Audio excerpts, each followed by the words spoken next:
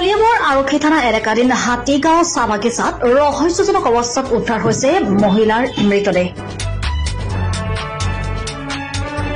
মৃত মহিলাগৰাকীৰ নাম প্ৰিয়ংকা কুজুৰ। হাতীগাঁও ৫ নং বাগানত উদ্ধাৰ মৃতদেহটো।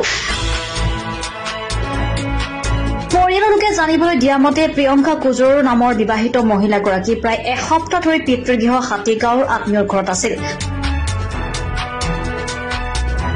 আজি পুৱাতে ঘৰৰ পৰা নিৰুদ্দেশ হোৱা মহিলাগৰাকীক পৰিয়ালৰ লোকে বাগিচাৰ মাজত মৃত অৱস্থাত প্ৰত্যক্ষ কৰে।